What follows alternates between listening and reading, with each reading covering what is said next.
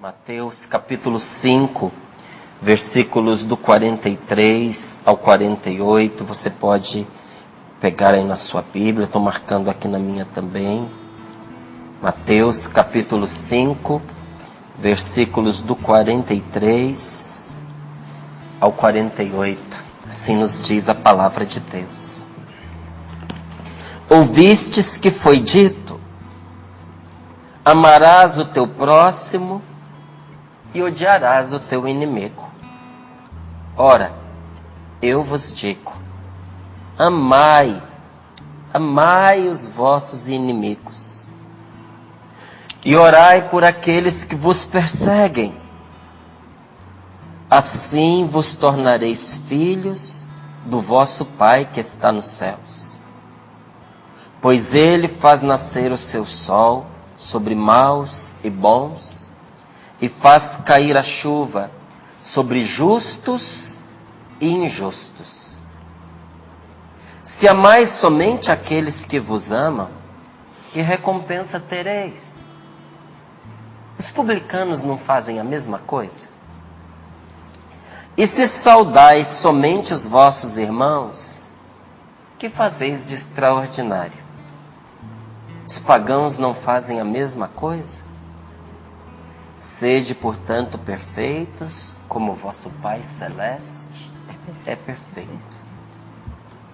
Palavra da salvação. Glória a vós, Senhor. Glória a vós, Senhor. Ouvistes o que foi dito. Por quê? Existia um ditado antigo, uma orientação antiga. E qual era essa orientação? Ama o teu próximo, odeia o teu inimigo. E ditado, sim, porque era passado, né? De pai para filho, de mãe para filha, de geração para geração, e era dito, era ditado, para que o outro guardasse no coração. Olha que coisa terrível, gente. Ensinado de pai para filho. Eu tive a oportunidade de ir a Israel algumas vezes, a convite da Obra de Maria, que organiza as peregrinações. Eu fui como um convidado. A Obra de Maria favoreceu a minha ida, para que eu pudesse animar a espiritualidade nesse grupo, rezar com as pessoas, não é? E ganhei essa ida algumas vezes para lá. E de tanto ir, eu conheci uma pessoa judia. Uma pessoa de um caráter assim, bem firme, uma pessoa de muitos valores, e uma pessoa da qual eu gosto. Eu gosto dela de verdade, e rezo por ela. Mas eu pude, convivendo com ela nesses dias, entender a falta que faz o cristianismo na vida de uma pessoa. Porque ela vive aquela lei do talhão, olho por olho, dente por dente. E Jesus, ele nos fala que se nós, e depois Paulo continua esse ensinamento, diz que se a gente for por aí, nós vamos ficar sem olho, nós vamos ficar sem dente, nós vamos nos despedaçar uns aos outros. E São Paulo falava de uma realidade que ele vivia. E eu nunca tinha tocado isso de forma tão próxima como na convivência com esta senhora. E ali eu via a incapacidade de perdoar. E ela foi contando como ela e um vizinho, por uma simples antipatia, foram tornando infernal a vida um do outro. Ele falava dela, ela falava dele. Ele riscava o carro dela, ela furava os 4 pneus do carro dele. Ele criou um mal para ela, como ouvia as coisas que aconteciam na casa dele, viu que ele estava esperando um documento muito importante, que estava demorando para chegar, vigiou, quando chegou o documento ela picotou em 1000 pedaços. Então assim foi. E eu nem vou continuar, porque o resto que eu ouvi fez mal para mim. E eu fui percebendo, meu Deus, Jesus Cristo na nossa vida é o céu aqui na terra.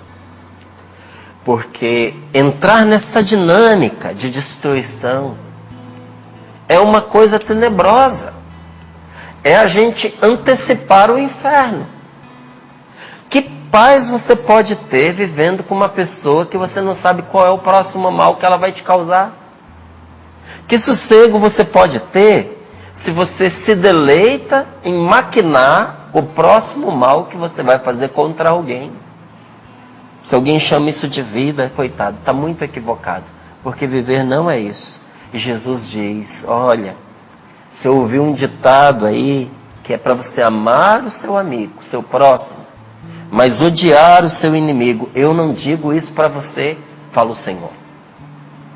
Eu te digo diferente. Ame os seus inimigos. Reze por aqueles que perseguem você. Agora eu quero perguntar, antes da gente continuar, se você tem caminhado nesses passos de Jesus. Porque a gente reclama da vida, a gente reclama das preocupações, a gente reclama dos tormentos, a gente reclama até de algumas doenças que surgem em nós, de males espirituais que nos atingem. Mas a gente parece que quer caminhar no limiar da luz com as trevas. Ora a gente pisa nas trevas, ora a gente pisa na luz, né? Como se a gente estivesse em cima de um muro, como se fosse possível viver assim. Não é. A gente reclama que a nossa vida é atingida pelas trevas. Mas as trevas só atingem, gente, quem nelas caminham. E aí eu pergunto para mim mesmo, então. Eu amo os meus inimigos? Porque às vezes você não é inimigo de alguém. Mas a pessoa é sua inimiga. A pessoa tomou a decisão de prejudicar você. É possível, porque a amizade precisa de reciprocidade, a inimizade não. Você, para ser amigo de uma pessoa, ela precisa ser sua amiga. Porque se um dos dois não quer, a amizade não acontece. Com a inimizade não é assim. Uma pessoa pode simplesmente tomar a decisão de que quer destruir a outra e ir com tudo sobre ela. Isso é inimizade. Mas nem por isso a outra tem que comprar essa inimizade e ser inimiga também. E aí eu pergunto a você: você tem amado os seus inimigos? Não é amar o inimigo na qualidade de inimigo, mas é amar o inimigo na qualidade de um filho de Deus, de um irmão que não sabe que é seu irmão, às vezes de um ignorante que não percebe que o mal que ele está fazendo não é só contra você, mas é sobretudo contra ele mesmo. Amai os vossos inimigos e orai por aqueles que vos perseguem. Como é que nós vamos, gente, dissolvendo as perseguições contra nós? Por meio da oração. Orai por aqueles que vos perseguem. Porque nós temos que compreender que por trás de grande parte dos ataques que nós sofremos, existe uma ação espiritual incitando a inimizade. Porque Jesus, ele dá um nome para aquele que é o príncipe das trevas, para aquele que é o adversário, que a palavra de Deus chama de Satanás, chama de demônio, não é? São variantes do nome dele, mas a palavra de Deus o define de uma forma particular como o inimigo. A raça humana, o ser humano tem um único inimigo, que é esse ser espiritual, maligno, perverso, pervertedor, que ele alimenta os conflitos, provoca os conflitos. Nem tudo é responsabilidade e culpa do demônio.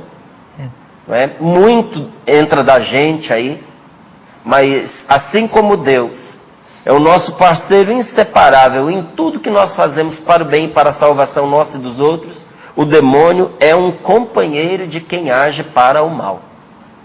A pessoa que toma uma decisão de agir malignamente, ela não faz sozinha, porque o demônio se associa a ela naquela obra que ela vai fazer. Não para assumir para ele a responsabilidade, não para compactuar com a pessoa, mas para incitar a pessoa a fazer males mais terríveis, a ingressar em trevas mais profundas. Ele participa incitando, mas ele deixa a pessoa livre para fazer. Porque se ele fizer no lugar dela, a culpa não recai sobre ela. Ele é terrível. E aí a palavra de Deus nos diz que quando nós somos perseguidos por um inimigo, nós precisamos destituir desse caráter espiritual da perseguição, através da oração. Com a oração nós bloqueamos esse agente espiritual escondido e terrível, que aprofunda as inimizades, que aprofunda a perseguição. E olha, muitas vezes pela força da oração, a gente faz cessar a perseguição contra nós ou contra outra pessoa. Porque o Espírito Santo vai pondo fim à ação diabólica. Resta o quê? As desavenças humanas, as antipatias, as situações por resolver, que afastando o maligno, com a graça do Espírito Santo, as pessoas vão encontrando fôlego para se reconciliar, para perdoar. Então, se você rebater a perseguição, perseguindo também, você só vai fortalecer o conflito. Se você está sendo perseguido, olha o que nos diz o Senhor: ore por aqueles que perseguem você. Ore, porque a batalha é sobretudo espiritual. Assim vos tornareis filhos do vosso Pai que está nos céus. Pois Ele faz nascer o seu sol. O sol é de Deus, viu aqui? Ele faz nascer o seu sol. Não é meu, não é seu, nem é do maligno. É de Deus. Deus dá o que é dele. Para quem? Para todos os seus filhos. O Senhor faz nascer o seu sol sobre maus e bons. Quando diz aqui o seu sol, é que a natureza não é uma coisa neutra, não é uma coisa alheia, não é um acidente, não é o fruto simplesmente de uma explosão cósmica. A natureza é criação amorosa de Deus, que Deus nos outorga todo dia, como um presente para mim e para você. E o Senhor dá o seu sol, faz brilhar os seus raios, aquece com o seu calor a justos e a injustos, a bons e a maus. Faz cair também a sua chuva sobre justos e injustos. Deus age assim, fazendo o bem a todos. E aí a palavra de Deus nos questiona: Márcio, se você ama somente aqueles que amam você, o que você espera de Deus? Que recompensa que você quer? Porque até quem tem os seus pecados públicos, até aquelas pessoas que são reconhecidas por nem serem tementes a Deus, fazem assim. Elas também amam aqueles que as amam. E continua: e se saudais somente os vossos irmãos, que fazeis de extraordinário? Os pagãos não fazem a mesma coisa? E olha, essa palavra cabe de uma forma particular nos tempos que nós estamos vivendo. Porque eu não sei o que tem acontecido com a nossa gente tão boa, nossa gente tão acolhedora, tão simpática. Muitas pessoas têm esquecido a boa educação. Muita gente não cumprimenta mais nem quem conhece.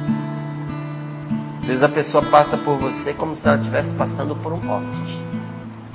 E eu não sei o que algumas pessoas têm na cabeça. Parece assim: eu sou mais importante, as pessoas é quem tem que vir me cumprimentar, né? Parece que tem uma mentalidade assim: eu estou aqui e aqui eu sou o importante. O importante é o que é cumprimentado. Os menos importantes são os que têm que cumprimentar. Não é o importante é o que tem que ser cumprimentado, não. O bem educado é o que cumprimenta. O mal educado é o que não cumprimenta. Que a gente põe como um valor assim: eu é que preciso ser cumprimentado pelas pessoas. Talvez seja, se você for mal educado, é assim mesmo, não é? fica sentado esperando pelos outros. A boa educação manda a gente cumprimentar. E eu aprendi isso desde cedo. Sabe, gente? Não é uma questão de gosto. Eu cumprimento quem eu gosto e cumprimento também quem eu não gosto. Eu cumprimento quem merece, cumprimento também quem não merece. Porque quando a gente deixa de ir ao encontro da pessoa, de ser gentil, de ser educado, nós não estamos ofendendo aquela pessoa, nós estamos nos desmerecendo. Nós estamos baixando o nosso valor. E a palavra de Deus ainda vai mais fundo. Ela diz, olha, cumprimentar só quem te cumprimenta, as pessoas que você gosta, que estão dentro do seu círculo de amizade, isso qualquer um faz. Até quem anda em vida que não presta, faz desse jeitinho. Mas você que é filho de Deus, você que é uma pessoa que o Espírito Santo está conduzindo cada vez mais pelo caminho do bem, você precisa abrir o seu coração à saudação para todos. E aqui não é qualquer saudação. A saudação do cristão é um desejo de paz. Se você remonta lá ao Antigo Testamento, como é que as pessoas de Deus saudavam-se umas às outras? Como os judeus ainda hoje se saúdam. Shalom. A paz. Só que Shalom não é simplesmente a paz. Shalom é um desejo que a graça de Deus repouse sobre a pessoa e venha com ela habitar. Quando eu desejo a paz de Jesus, eu estou desejando para você que o cuidado de Deus, que a proteção divina cerque a sua casa, cerque a sua família, cerque a você. Quando eu te digo a paz do Senhor Jesus, o shalom de Jesus para você, eu estou desejando nessa única palavra, saúde, recuperação, força, alegria, coragem, luz de Deus, salvação para seus filhos, para os seus netos, para os seus bisnetos. Estou desejando a você a libertação de todos os males. Estou desejando a você a salvação que vem de Deus. Quando eu digo shalom do Senhor Jesus para a sua vida, eu estou pedindo a Deus que faça o céu habitar na sua casa. Por isso que Jesus diz que nós precisamos desejar isso também àqueles que não nos cumprimentam ou não nos conhecem. Você entendeu por que as pessoas não queriam cumprimentar? Porque não eram simplesmente um oi. Não vou nem dizer bom dia, porque no bom dia você já deseja algo de bom para a pessoa. Por que eles não saudavam? Porque não era simplesmente um oi. Era um desejo de bênção sobre a pessoa. E olha, é muito interessante isso na palavra de Deus. Por que alguns retinham a saudação? Porque eles sabiam que quando se abençoa, a bênção se faz presente. E a graça acontece. Então por que eles não saudavam e não abençoavam? Vai que dá certo e acontece o bem para a pessoa. Então é melhor se resguardar. Jesus diz, não de jeito nenhum. Amai. Amai. Amai com amor perfeito como o vosso Pai do céu é perfeito. É o amor que nos faz, gente, reconhecer as bênçãos de Deus. Jesus nos manda amar para o bem dos outros, mas sobretudo para o nosso bem. Porque só o amor nos faz reconhecer as bênçãos de Deus. Preste atenção quando o Senhor fala aqui da chuva e fala do sol. A mesma chuva, a mesma que cai sobre justos e sobre injustos. Em uns ela provoca gratidão. Em outros ela provoca ressentimento. Tem gente que quando vai sair e chove, a pessoa pragueja. A pessoa se ira, se irrita, se revolta até contra Deus. Justo agora que eu ia sair, justo agora que eu nunca saio, agora que eu vou ter oportunidade, que eu estou toda arrumada, que eu estou todo arrumado, que eu fiz o meu cabelo, que eu fiz a minha maquiagem, como é que eu vou sair nessa chuva? Vou ter que trocar o meu sapato. Como é que eu vou meter o meu sapato novo no meio dessa água, no meio dessa lama? Pois é. Em alguns provoca gratidão. Em outros provoca até blasfêmia. O que muda? A chuva? Não. A pessoa. O coração da pessoa. Sempre vai haver os que reclamam, enquanto existe também os outros que descobrem sempre um porquê para se alegrar. Nas mesmas dificuldades, e às vezes nem dificuldade é, porque a chuva não é uma dificuldade, a chuva é uma situação. Nas mesmas situações as pessoas se comportam de maneira diferente. Uns reclamam e amaldiçoam, outros abençoam e se alegram. E eu me pergunto aqui, e gostaria que você se fizesse essa pergunta: em qual dos dois grupos você está?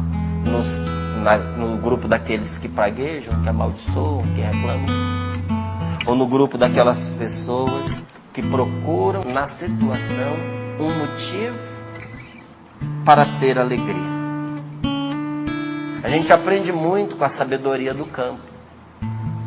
Sabe, quando caem aquelas chuvas violentas no verão, aquelas chuvas que incomodam tantas pessoas, que é do tipo que eu estou falando. O tempo estava bom, estava aquele sol, de repente fecha e deságua uma tempestade. Não é? Quando caem aquelas chuvas no verão que incomodam a tantas pessoas, o homem que cuida da terra, ele vê mais do que a chuva que cai diante de seus olhos. Ele vê para além dela, porque ele tem esperança, porque ele tem amor. Quem tem esperança e tem amor, gente, como o homem do campo tem amor e esperança, não é? Tem esperança e amor pela natureza. O seu amor e a sua esperança, não é? A sua esperança e o seu amor pela natureza faz com que ele enxergue não a chuva, mas que ele enxergue um campo verde e que ele enxergue milhares de flores que em breve irão desabrochar, colorindo a terra, perfumando os campos. Eu conversando com uma amiga, e ela dizia que vai agora fazer uma viagem para a Europa, vai ali para a França, acompanhando uma amiga dela, e contava que escolheram essa época por causa das lavandas, porque agora as plantações de lavanda estão todas floridas. Só dela dizer isso, eu viajei. Eu me transportei para a França, para aqueles campos cobertos de plantação de lavanda. Eu nunca tive essa oportunidade, fiquei com vontade de ter. Eu imagino o cheiro maravilhoso que deve ser isso, gente. A beleza daqueles campos roxinhos, né? E aquele cheiro tem aqui perto? Então, quando tiver florido, você me avisa. A gente vai lá. Levar o Márcio lá, gente. Combinado? Tem? É mesmo? É? São Paulo. Combinado. Não vou precisar ir lá longe. Nem tem que atravessar o oceano. É só atravessar alguns poucos quilômetros. Então, por causa da temperatura. Por causa da temperatura. Lá é bem frio. Você está vendo? Eu imagino o perfume que é. Porque eu nunca tive a oportunidade de experimentar. Mas quem vive na região, com certeza espera ansioso o florir, o desabrochar das lavandas, porque cobre de perfume a terra. Mas antes do perfume e antes das flores, a chuva, as tempestades. Para o homem da natureza, o homem que vê a presença de Deus na natureza, o homem que tem a natureza como um dom de Deus, para ele não chove simplesmente água do céu. Não chove água somente. Não se trata do céu castigando a terra, açoitando a terra violentamente com uma tempestade. Para ele, sabe do que se trata? De um feliz mensageiro que anuncia a chegada de um sem número de flores e de frutos. É isso que a chuva é para ele. Quem sabe nesta manhã de segunda-feira, né? Quem sabe se algum filho querido de Deus, porque você é uma filha querida de Deus. Você é um filho querido de Deus. E quem sabe se nessa segunda-feira, você, um filho querido de Deus, está enfrentando agora um dia de céu fechado e suportando o peso de uma tempestade. Pode ser. Quem sabe tem alguém dizendo, né, no próprio coração, rezando baixinho e falando: meu Deus, está chovendo forte sobre mim hoje. Uma tempestade se abateu sobre a minha casa, sobre a minha família. Senhor, estão chovendo dificuldades que parecem ir além da minha capacidade de suportar. A chuva, Senhor, do desespero, do desapontamento, da decepção, é muito forte e está destruindo os meus planos. Eu estou vendo, né? Às vezes a gente faz uma coisa bonita. Por isso que a gente tem que saber como constrói também a vida da gente. Os pedreiros, eles têm uma época certa para começar as construções. Porque quando você constrói em época de chuva, atrapalha muito. Você reboca uma parede e fica rezando para a chuva não vir. Porque se a chuva vier, ela vai tirar todo o reboco que você fez. Às vezes a casa ainda não tem o teto, não tem laje. E se a chuva vem, ela afeta bastante o que já foi construído ali. Então, depois que estão erguidas as paredes e começa a construção ali do teto, eles andam rapidinho, que é para proteger o que já foi feito. Aí depois que lançou a laje, até é bom que chova, para ela ir umedecendo, né? Porque a laje você tem que molhar sempre para ela não rachar. Então, se tem uma chuvinha boa, até ajuda. Mas quantos de nós fomos vendo desmoronar o revestimento, o reboco da nossa vida diante das chuvas de desapontamento? Ou alguns nesta manhã até choram dizendo, né: Senhor, o luto está caindo sobre a minha vida, fazendo o meu coração tremer e estremecer de tanto sofrimento. Parece que uma chuva de aflição está caindo sobre mim neste dia. Meu querido, minha irmã do coração, só o amor de Deus pode nos fazer ver que não é bem assim. Só o amor de Deus. O que há em sua vida não são chuvas de aflições, são chuvas de bênçãos. Mas sem os óculos do amor de Deus, a gente não consegue enxergar isso de jeito nenhum. Agora, basta que nós confiemos na palavra do Pai.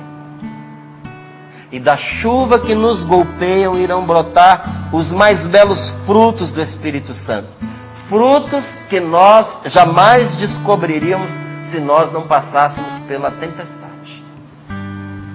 Veja as tempestades que você já enfrentou na sua vida.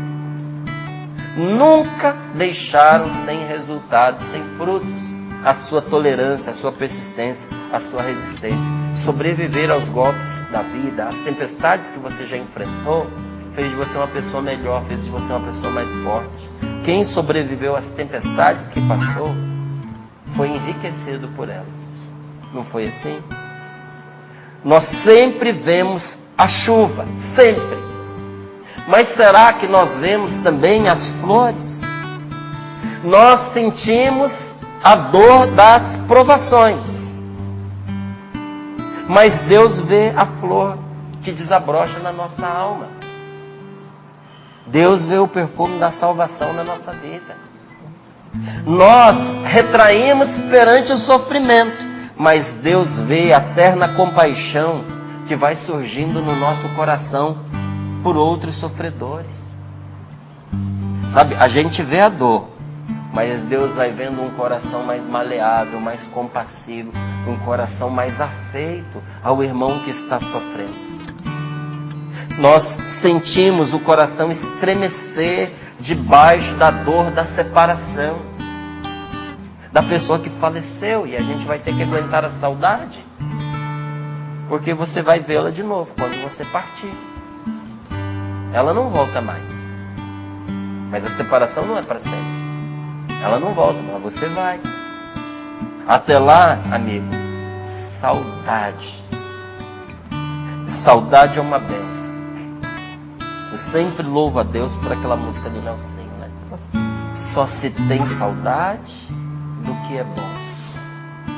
Se eu chorei de saudade, não foi por fraqueza, foi porque eu amei. A saudade que você sente desta pessoa que se foi é a maior testemunha de que o que existiu entre vocês foi bom. Vocês construíram algo eterno, que nem a morte conseguiu levar. Tanto que a saudade está todo dia aí para te lembrar que o que existiu entre vocês é indestrutível. Você tinha parado para pensar nisso? Por que você tem saudade? Porque um pedaço do seu coração foi junto com essa pessoa para o lugar para onde ela foi. E disse Jesus que onde está o nosso coração, ali está o nosso tesouro. E onde está o nosso tesouro, ali está o nosso coração. Se o nosso coração foi com essa pessoa para junto de Deus, o nosso coração vai nos arrastando todos os dias para junto de Deus. Até é bom que algumas pessoas que a gente ama partam antes de nós, para a gente não ficar pegado a esse mundo, sabe? Porque se todo mundo que a gente ama vivesse para sempre aqui, a gente ia querer ficar por aqui. Mas quando a gente vai despachando para a eternidade aqueles que nós amamos, chega uma hora que não tem mais o que fazer aqui não, a gente quer ir também. Mas nós sentimos o nosso coração estremecer debaixo da dor da separação. Da separação de alguém que não honrou o compromisso que fez conosco. O amigo que abandonou. Tem gente que fala assim, se fosse amigo de verdade, nunca teria abandonado. Não, gente, às vezes era amigo de verdade mesmo, mas humano, né? Se encantou, se iludiu por outra amizade, de repente achou que precisava trocar. Eu não consigo entender pessoas que põem a amizade nesses termos. Se você é amigo meu, você não pode ser amigo da Paula. Se você é amigo da Paula, você não pode ser meu amigo. Escolha. Tem um desequilíbrio aí. Se uma pessoa, ela é minha amiga, eu quero que ela desfrute das boas amizades que eu tenho. E olha, quanto mais, porque amigo é uma coisa rara e cara, é um tesouro. Mas se é de verdade, quanto mais que se ajunte a nós, melhor. Não é? Mas tem amigo que se foi. Às vezes iludido por uma falsa amizade, às vezes por uma amizade que exigiu exclusividade, não é? Às vezes porque se decepcionou conosco, a gente fez algo, não percebeu que feriu o coração do amigo, e ele foi. E você está julgando ele culpado de ter te deixado, quando na verdade ele também está julgando você culpado por ter te abandonado. E a dor ficou no coração de vocês dois. Não pensa que dói de um lado só não, viu? Às vezes a dor da separação, da esposa que se cansou, do tédio, da rotina, do sonho não realizado. Infelizmente, tem marido que se casa com uma fantasia, tem esposa que se casa com uma fantasia, que o outro depois não dá conta de cumprir. Meu marido não é o homem dos meus sonhos, mas você casou com ele. Ele já não era quando você casou. Ah, mas eu achei exatamente, você casou com o achismo. Agora você descobriu uma pessoa real do seu lado. E às vezes essa pessoa real, não é casada com uma pessoa real, se desiludiu, cansou e foi embora. E você está aí amargando a dor de uma separação. Às vezes seu marido deixou você por uma ilusão, por um engano. Se encantou por outra. Vai descobrir a besteira que fez. Mas até lá, né? Quanto sofrimento, quanta dor. A gente sente a dor da separação, mas Deus leva em conta o benefício e o crescimento que a dor nos trouxe. Gente, eu encerro aqui, sabe? Não é a aflição que recai sobre uma pessoa que confia em Deus. Não é a aflição.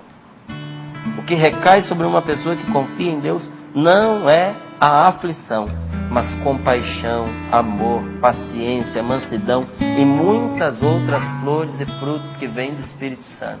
Você está vendo os golpes da chuva, da tempestade, mas o que está recaindo sobre você vai fazer florescer a sua alma. Entenda isso. E essas bênçãos, esses frutos e essas flores de Deus estão trazendo à sua vida um enriquecimento que jamais a vida boa, a vida tranquila, a vida confortável seriam capazes de lhe dar. Deus dá a todos, mas só o amor nos torna filhos, diz a palavra de Deus, e nos confere a capacidade de desfrutar. Deus faz brilhar o seu sol sobre todos, mas nem todo mundo desfruta. Hoje tem um céu lindo, azul lá fora. Eu quero desfrutar. Mas pode ser que alguém olhe pela janela e diz: eu vou ficar aqui dentro, porque o sol lá fora está rachando. Deus dá a todos, mas só o amor nos torna capazes de desfrutar as bênçãos de Deus.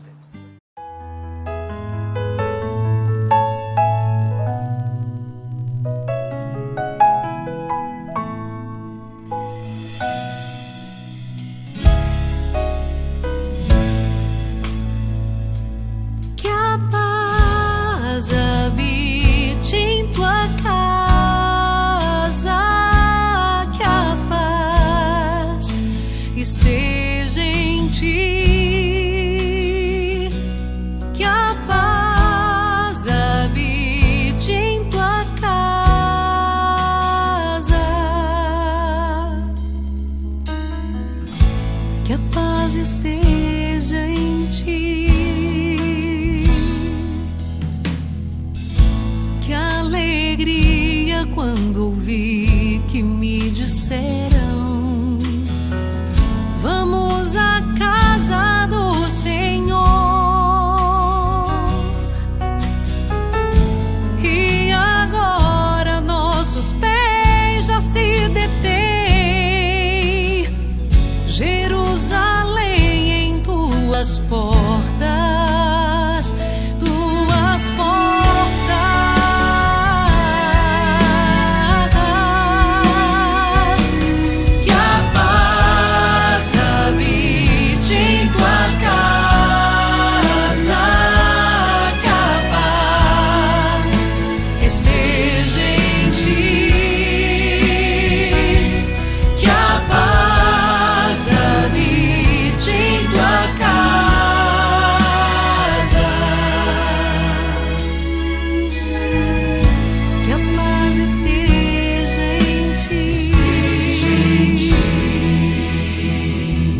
Jerusalém, cidade bem edificada,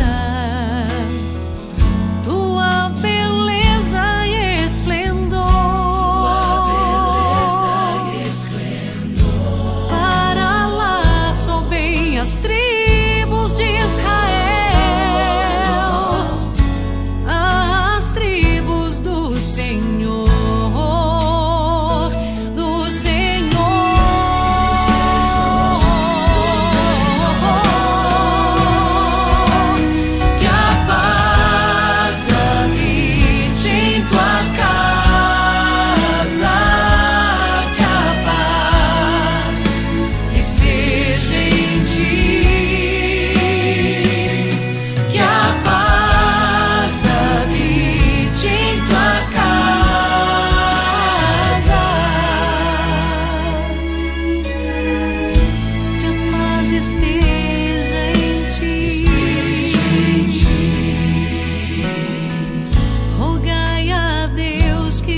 Em paz, Jerusalém, em segurança os que te amam,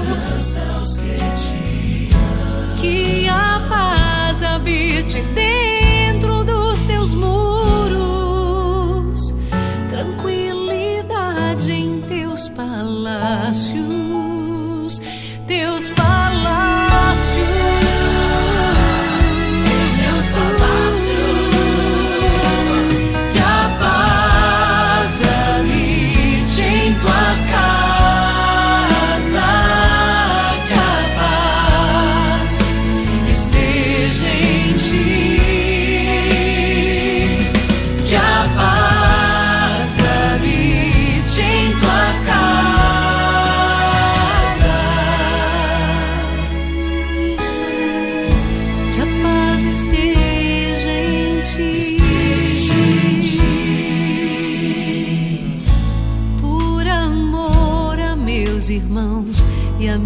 amigos.